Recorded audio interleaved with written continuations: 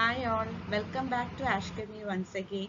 So today we'll have the part 14 of the question paper discussion that we were so far discussing. So before that, I would like to mention about my online classes. As I've already mentioned in my previous video, I've already started chemistry online classes for competitive exam that is based on PG chemistry syllabus, and the details of the classes is given here. It is a 6 months course and you have all the classes in the recorded mode so that you can watch the classes according to your convenience, and it includes a discussion of the topic along with previous question paper discussion, chapter wise MCQ, test papers and model exam. The platform for the study is Google Classroom, and the duration is each day from Monday to Friday. Every day you'll be getting a video at around 8:30 p.m. You can watch the video according to your convenience, and you'll also be getting a test paper on that topic, a test paper on that topic, which consists of some 10 to 15 MCQs, and the fee is 5,000, and that is by single payment. So if you are interested in joining, you can just WhatsApp a message to this WhatsApp, give a message to this WhatsApp number. So I'll be contacting you according to my convenience. And we have already started the class on May 2nd. So we have uh, actually completed a unit, that is solid state chemistry, and almost all the topic that is important for these exams are discussed in this course. So it will be a very useful course. So I request everyone of you, if you are interested, you can join the course. Okay, so let's move on to the question paper discussion. The first question is question number 51 of the question paper, which is a question from organic chemistry. So among the following reaction and the final product, which pair does not match? So you are provided with some 4 main reaction or rearrangement, and the product is also given. So which option gives the wrong match? That is what you have to find out. The first option is, so we have to work out all the option to find out the answer. The first option is cumene reaction gives phenol and acetone. Second option is Kolb-Schmidt reaction gives orthohydroxybenzoic acid. Fry's rearrangement gives methoxybenzoic acid. Bishler-Napieralsky reaction gives isoquinoline. So when you consider cumene process, it is actually it is also known as the cumene phenol process or Hoek process, because the formation of the product in this reaction involves a rearrangement known as the Hoek rearrangement. It is an industrial process or method for synthesizing phenol along with acetone. So both of them are very important, industrially important compounds. So both the compound can be synthesized in a single reaction, and the starting materials are benzene and propylene. Okay, 1-propene.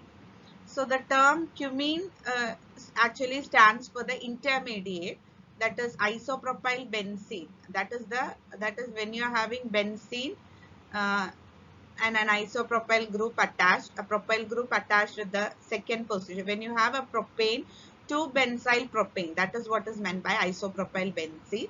So that the common name for that compound is cumene. So when you are having an intermediate cumene, that process is known as the cumene process, the intermediate during this process. So this is actually the cumene process, that is synthesizing phenol and acetone by the reaction between benzene and propene and oxygen. That is most often it can be considered as an oxidation type of process. So option A is actually correct. Cumene gives phenol and acetone. Now coming to the second option, Kolb-Schmidt reaction. Kolb-Schmidt reaction is actually a method of synthesizing orthohydroxybenzoic acid, which is also known as the salicylic acid, which is actually a precursor for the synthesis of aspirin. So this is actually synthesized from phenol by the reaction with carbon dioxide and caustic NaOH, that is NaOH, or either you can use KOH or NaOH, whatever be the base that you are using. you'll be getting the product salicylic acid. So Schimic reaction is also, this option is also the correct one. That is Schimic reaction gives orthohydroxy benzoic acid. Now we'll have a look at the other two options. Option C is Fry's rearrangement. Okay. Fry's rearrangement, it is an organic rearrangement in which you'll be having an ester, phenolic ester, in presence of AlCl3, that is Friedel-Crafts catalyst, anhydrous AlCl3, in presence of aqueous HCl, that will be converted into phenolic ketones. Okay, ortho as well as para. Therefore, phenolic esters are converted into phenolic ketones. So that is what is formed in Fry's rearrangement. Therefore, the option C is the wrong one. We'll come to that. Before that, we'll also have a look at option D. That is Bishler-Napieralsky reaction. So Bishler-Napieralsky reaction is a reaction of synthesizing isoquinoline derivative. That is, we'll be having, it is a kind of intramolecular electrophilic aromatic substitution reaction. We'll be having beta-aryl ethylamide or beta-aryl ethyl carbamate, and that will be undergoing a reaction in presence of POCl3 to form isoquinoline. Okay. Therefore, answer to this question is Fry's rearrangement. It is given Fry's rearrangement gives methoxybenzoic acid, but it gives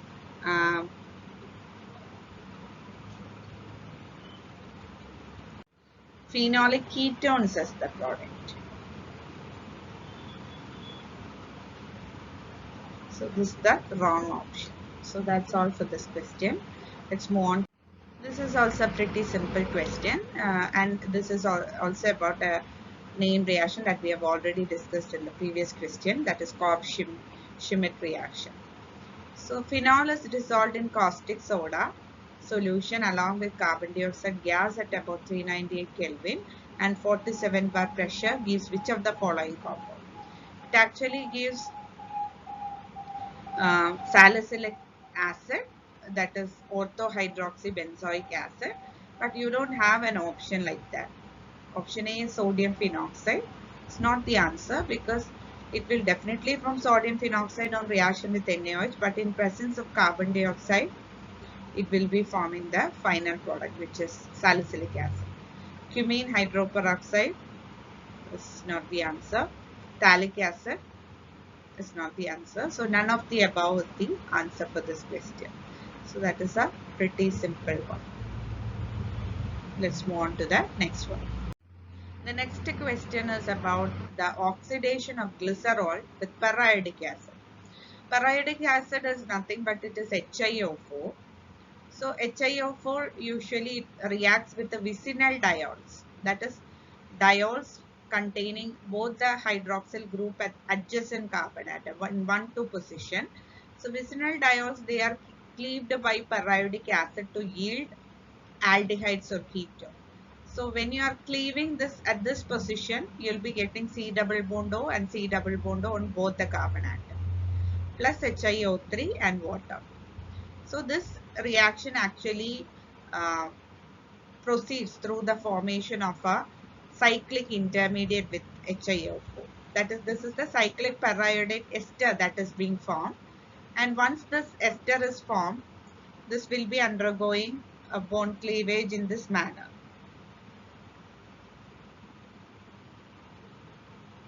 Okay, so this will be producing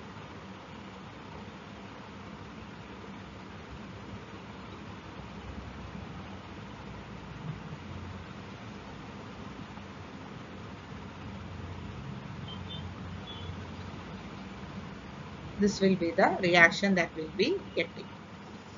So finally, both the carbon atom will be, the carbon-carbon bond will be cleaved, and moreover, both of them will be converted into carbonyl compound.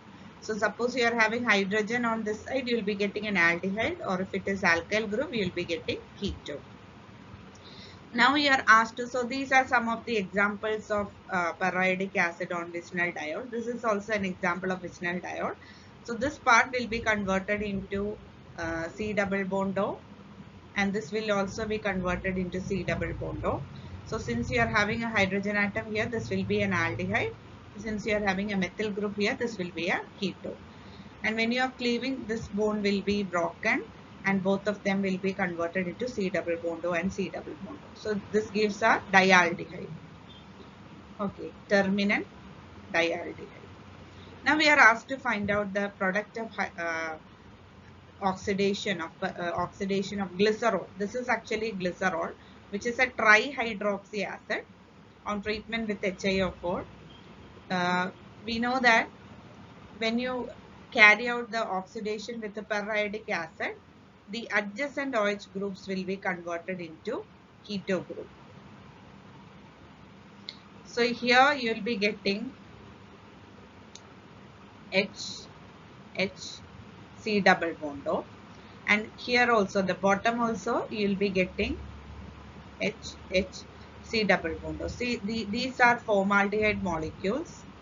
So you will be getting two molecules of formaldehyde, this one and this one. And the middle portion, that will be converted into H, C double bond O, OH, that is formic acid.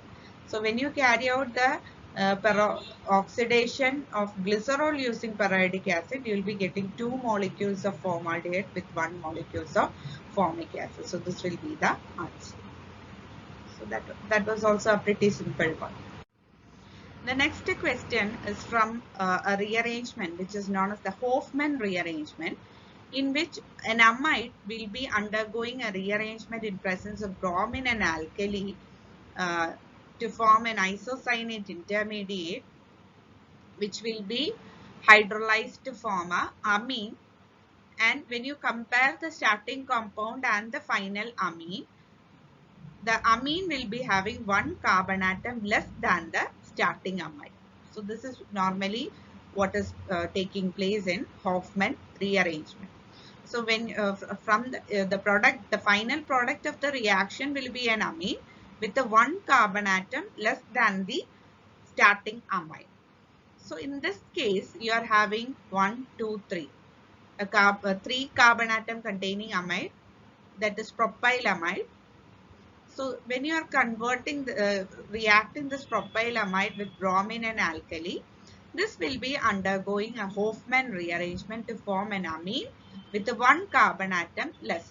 So here you are having 3 carbon atom. So when you are reducing one, you will be getting 2 carbon atom. An amine with the 2 carbon atom is nothing but it is an ethylamine.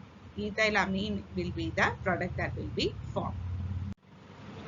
Now when you look at the mechanism of this reaction, you can see that this is the starting amide that you are having, propanamide.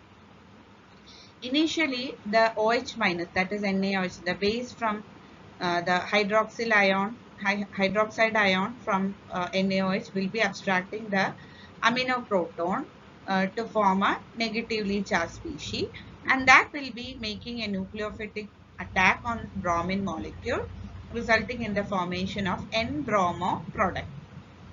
And again the hydroxide ion will be abstracting a proton from nitrogen atom to form an anion again, and that will be undergoing a tautomerization, or else you can say that that will be undergoing a delocalization towards the carbonyl oxygen. Okay, so when the negative charge at oxygen atom delocalizes in the backward direction, so this will be coming to this side. This ethyl group will be migrating towards this nitrogen atom, and bromine will depart as bromide ion. So this will form the isocyanate intermediate, that intermediate which is shown here, and that on hydrolysis. So when you break this bond with hydrogen on this side and oxygen on this side, that is what is meant by hydrolysis.